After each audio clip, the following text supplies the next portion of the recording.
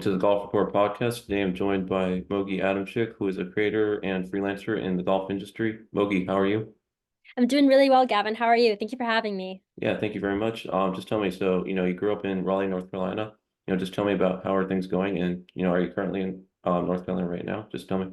Yeah, I Yeah. am right now back in North Carolina. Loved Okay. growing up here. My younger brother, we're both athletes, so having that sports background, somebody really pushed me, has been pretty cool.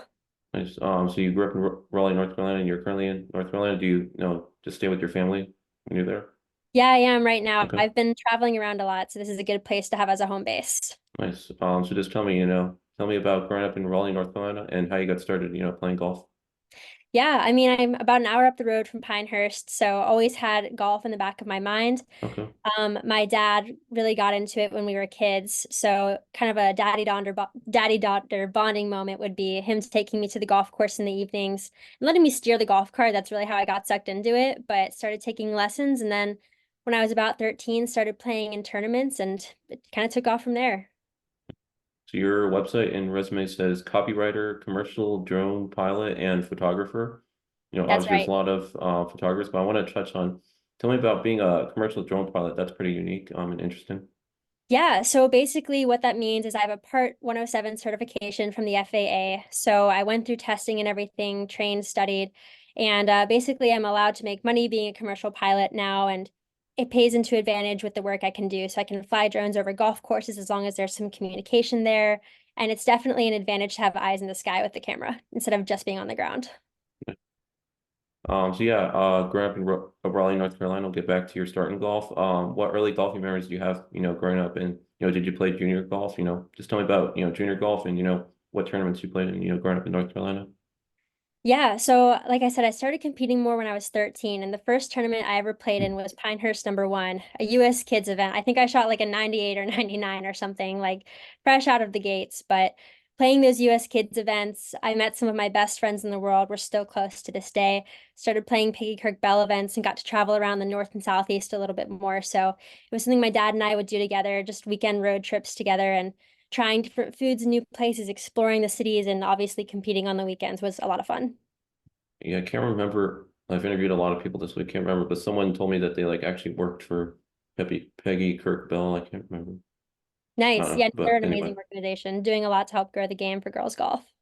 I wish I had the name in my mind, but I've done a lot of interviews this week. So now we're on Friday, so They're the good. name slipped my mind. But anyway, so you attended Lesville Road High School. Just tell me about, getting to play high school golf. Just tell me about your high school career. Yeah, it was a big school I went to, a lot of kids, but the golf teams were pretty small. So we probably had 6 to 8 girls on the team. And it was just a really fun experience because I'd be playing junior golf on weekends, but then have the girls who are pretty laid back and relaxed just out there to have fun. So I think it was a really good balance. And then Friday night football games, see them there too. So it was good bonding. Nice. And I believe the Peggy Kirk Bell name is maybe it's Samantha Morrell. She's played in Oh, nice. Okay. That's yeah, awesome. she was a tournament director for Peggy Kirk Bell for 2 years. Yeah. Yeah, she's from Rhode Island, so right next to Connecticut, and she's playing her fourth women's PGA Championship this year. That's the name who Oh, I sweet. interviewed this week. Cool. So you attended Appalachian State. Just tell me, tell me about Appalachian State, what drew you to Appalachian State, and were there other schools you were looking at or, during, choosing what school you wanted to go to, were you pretty set on Appalachian State? Yeah, so the recruiting process got to meet a lot of different coaches from a lot of different schools, and I actually really enjoyed it. I feel like a lot of recruits are always stressed out about the recruiting process because they want to impress a coach, but Hmm. somebody gave me some really good advice that it's as much as an interview with them to make sure you're a right fit for the team, as is you to them to make sure that school, that team, that coach is going to be the right fit for you. So I really kept that in mind. And then going up the mountain, I absolutely just fell in love with Boone and the vibes of just like growing up in the city of Raleigh and now going into the high country. The views were insane. I think my first visit was in October, so the leaves are looking beautiful. The football games are going on. Just like a really good energy and a really good atmosphere. And then as far as majors, I didn't know exactly what I wanted to do. I knew it was something creative, but there was a bunch of opportunities to figure it out. And then the team was really good, and I felt like it was a great place for me to grow as a person and an athlete. I'm just looking it up. I mean, I don't know her, but I think we had a Connecticut person from, a person from Connecticut go to Appalachian State. Maybe not. I don't know if you know. Yeah, it's Meg? Megan Yeah, Mitchell. yeah, Yeah. that's my teammate, Megan Mitchell. Oh yeah, I don't, she either did well in the Connecticut Women's Amateur or she's won it. I don't know, but She, yeah, yeah, she did really well a few years ago. I think she might have gotten the title.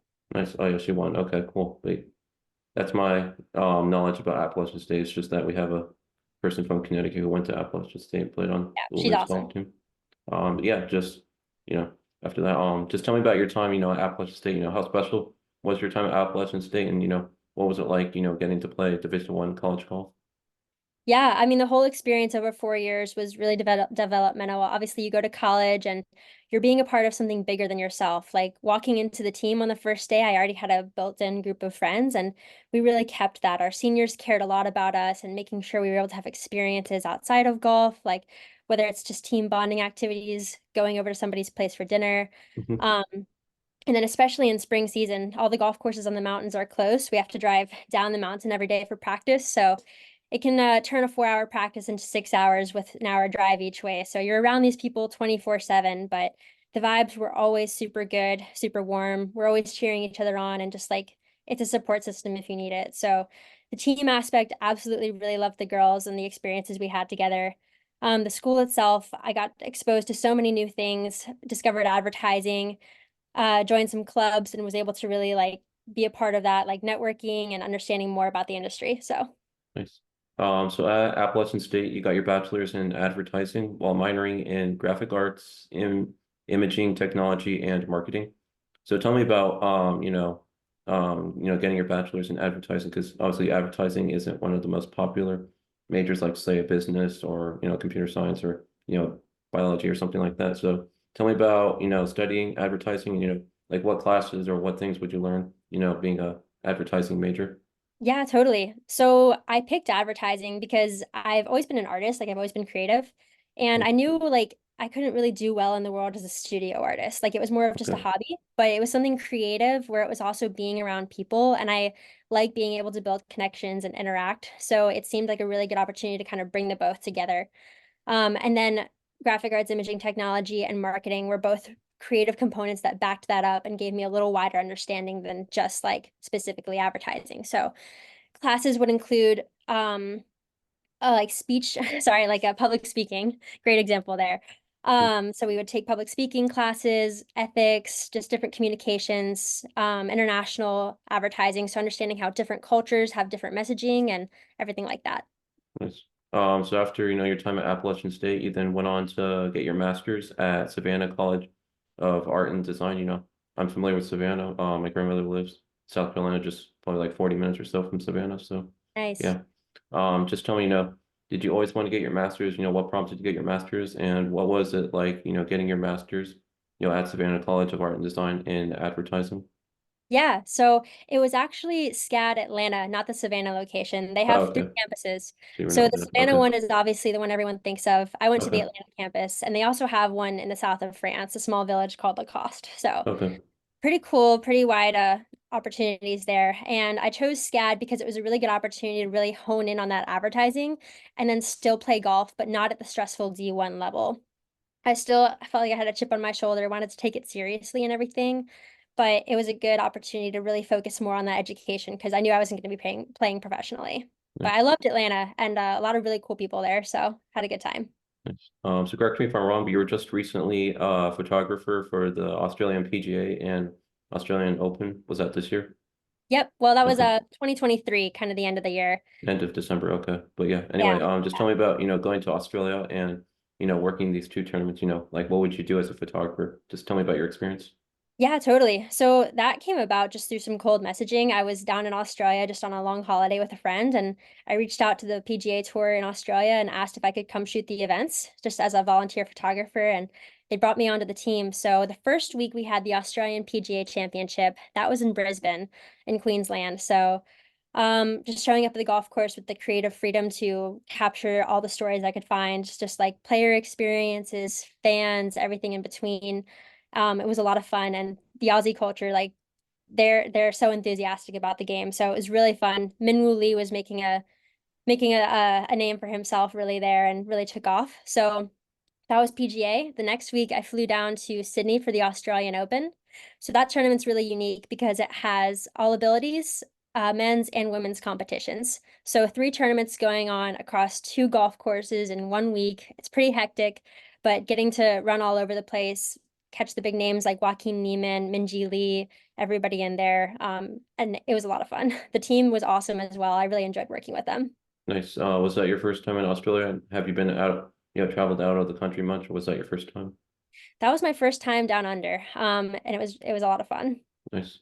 So you also, worked photography and social media for Golf Space Collective, at last year's Mizzou America's Open. I asked this because, I went to the Mizzou Open and I'm going to go this year in May. So yeah, just tell me about working, photography and social media, for this tournament last year. Yeah, so I had gotten connected with Preston McClellan, who's the owner of the company, through a mutual friend in the industry.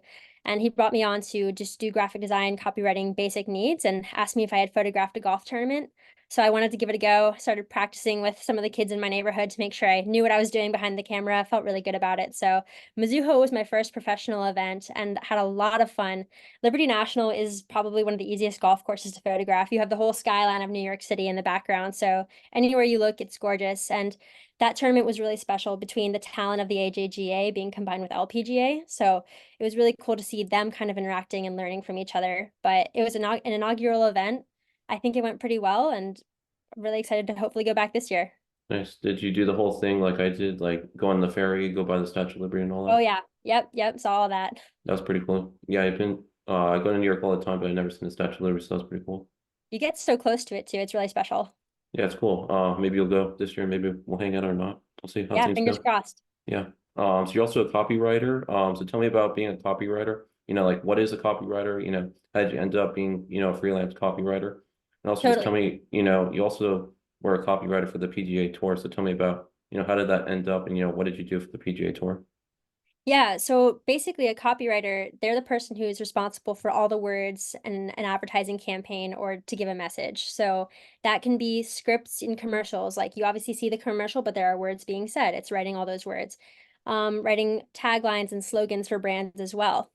So for the PGA Tour, I'd been networking with them since I was probably a freshman in college. So I got pretty well acquainted with a lot of people in the industry. And it was really funny how it happened. I was down in Savannah helping on a film set for a friend who was doing her master's thesis. Found out the tour was going to be in town the same day. So after the film wrapped up, I went over there and handed out my resume to John Rice and Dave Piccolo and Mhm. introduced myself. I said, "Hey, I know a lot of the colleagues in your company. Can we set up a call next week and chat? I'd love to freelance for you guys." So they gave me an opportunity to write some taglines for the FedEx Cup for last year and ended up going with something I wrote, which was pretty exciting. And since then, I've been working with them consistently, helping with stuff for President's Cup, the Players, Corn Ferry, everything in between. It's been a lot of fun. I saw, didn't one of your taglines get, chosen by the PGA Tour and where was that tagline used? Yeah, so the tagline was "Impossible is what they play for." And it was used all over their marketing campaigns. So in the script of the commercial you might have heard, or on their app, on their prints, on social media. So Nice. it got a lot of eyes. Nice. Yeah, congrats on that and working with the PGA Tour is probably a great experience for you. Thank you. Yeah, no, Yeah. they're really awesome down there. And I finally got to meet everybody in person when I was down there last week. So it was really Oh, nice nice. to connect the dots. Awesome. So you've also been a graphic designer and photographer for North Carolina FC, soccer team, I believe. So just tell me, about your experience, working for this team. Yeah, so it's a team that's kind of right down the road for me. So there's the NC Courage, which is the women's NWSL team, and NCFC, which is a USL one team. They just upgraded last year after winning the championship. So really great vibes down there. And they brought me on as a part-time graphic designer and a game day photographer on weekends. So I was helping with all the behind the scenes things like roster cards that we would hand out to fans on game day, graphics for social media talking about the lineup, goals scored, halftime reports, things like that, and all the sponsor branded media. And then on game days, getting there early, photographing the fans and the fan experience area, player content, everything like that. Nice. You can tell I'm a big sports fan. I have my Rangers stuff on. Went to the game yesterday. Absolutely. I'm gonna go on Absolutely. Sunday. Nice, Um, nice. so yeah, that's why I wanted to ask, about your time working for, this team. Because I'm a big sports fan. The next, you also were a brand and properties intern for, see if I pronounce it right, Wasserman or Wasserman? Wasserman, yeah. Wasserman. So tell me about your time, being an intern for Wasserman. Yeah, it was actually during the pandemic, so Okay. definitely an interesting experience back in 2020, but Yep. I got to work under two managers who were really cool, and basically they had me doing a lot of different research. So it was looking at different athletes for activations. Microsoft was one of our partners, so I was kind of getting to see how different players would be effective for the campaigns we used based on their technology, stats, that kind of information. Trend reporting. So I was looking at things that were happening, and with COVID, obviously everything was brand new. So remember back when artists were going on tour but doing like drive-in concerts, it was just predicting trends like that of how long they might be lasting across food, entertainment, lifestyles. Um, Being a part of a lot of things. So I also did a golf logo tracking, so just kind of paying attention to see how long like AT&T would be on a caddy bib, TV time, everything like that. And got to just be a part of a lot of really cool projects, and everyone there is super supportive and wants to help you grow. So they throw a lot at you, but it makes you better. Nice. One more thing about your experiences. You were a content creator and social media manager, during the summer of 2021 for CW Matthews Yeah, Contracting. So just tell me about, working for this company and, your summer with them. I believe they're in Georgia. totally. So Yeah. this is the one that doesn't really make sense on my resume. They're a heavy Okay. highway construction company down in Georgia. So the guys who pave asphalt and build bridges. So I had my hard hat and my work boots, and I'd be going out to job sites, photography, videos, capturing content of the guys doing what they were doing, and basically explaining what was happening in a sense for the general public to kind of understand the process. So it'd be going out to the job site where they're building a bridge, they have the big cranes in place, and documenting it through Instagram stories, like what's happening here? Why is this so interesting? Why is this so Hmm. exciting? So telling those kinds of stories and then trying to bring more employee recognition to just basically bring in more people who might want to work for the company and just explain what they do. Nice. So I have to ask about your, experience working with junior golfers. So you were assistant tournament director with US Kids in Raleigh, Durham, in the Raleigh, Durham, North Carolina area for over 5 years. And then you taught clinics for golf, for junior golfers, and you've caddied for students, junior golfers. So just tell me about your experience in junior golf, talk more about your passion for junior golf, and just tell me, how can we, get more juniors involved, playing the game of golf. Absolutely. So my swing coaches growing up were Donna Lerner and Kathy Bounds, and they moved to Mhm. my home course when I was about 13 or 14. So that's when I really started working with them, one for my own development as an athlete, but also they needed help running their academies, like during the season, year round, in the summer for camps, everything like that. So thankfully gave me an opportunity to come on with that. And I'd say that's really like my first job, so to speak. So it was coaching beginners, just the basics of the golf setup, like grip, aim, stance, and posture. And then for the slightly older girls and boys, like in middle school, going out to the golf course, giving them crooked lies, talking through the strategy, through the shots. How could we play this? What's the strategy behind this? And that was probably my favorite part of all of it. Now those girls are all getting like scholarships and going off to college in a few years, so I feel like an old proud lady. Nice. But yeah, I think it's really important. So Donna Lerner and Kathy, they also ran the US Kids Development, like the tournaments. So that would be helping them on weekends with setting up, breaking down a golf course, helping players at check-in, those kinds of running the scenes. But I think it's important for people to try golf. It gives so many intangible life skills.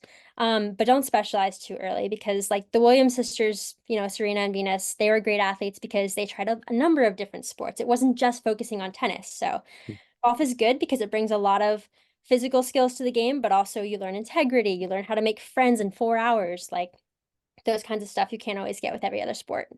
Nice. Well, as someone who's passionate about golf and growing the game, thank you very much for all the work you've done, working with juniors. It's really great. So thank you. Thank you.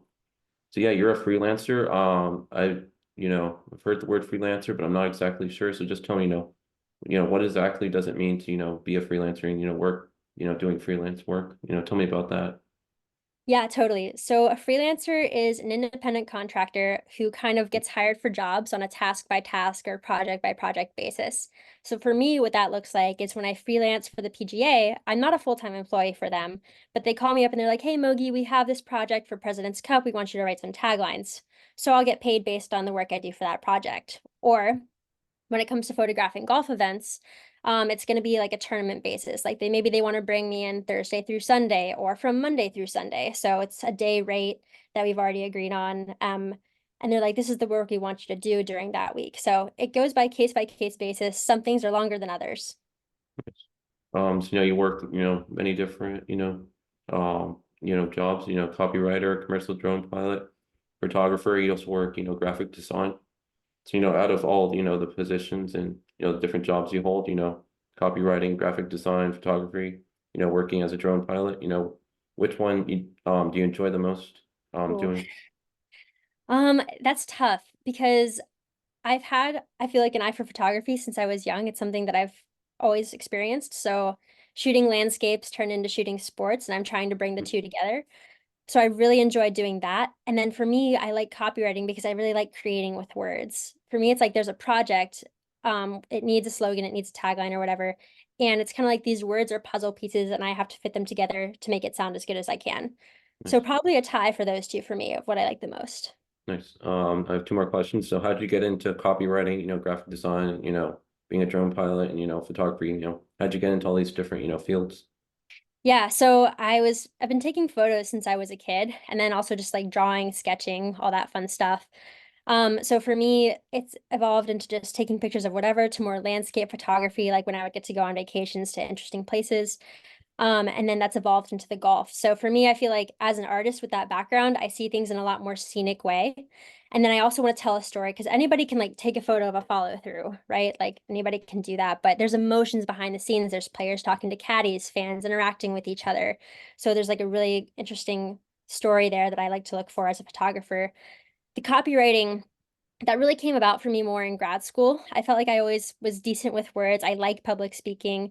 And then somebody brought up the idea of, hey, I should really dig into it a little more. So found a passion for that in grad school in the past couple years, and it's definitely taken off. And then graphic design, that's something you always learn in grad school, or excuse me, just like undergrad as a general creative. They're going to teach you those kinds of skills like Adobe and like Photoshop, Illustrator, everything under that. So I have to know, you work for Golf Space Collective, when you're going to a tournament, like let's take like the AT&T, Pebble Beach you went to just recently. Do they give you your own camera equipment that you have to use, or do you have, your own camera and your own Yeah. equipment and all that stuff? Do you have your own stuff, or do they provide that for you? I'm sure you have your own stuff, but I'm just, curious Yeah, to know yeah. that. It's a bit of both. Okay. We have an equipment budget from the client, so I'm able to rent lenses and everything like that through them.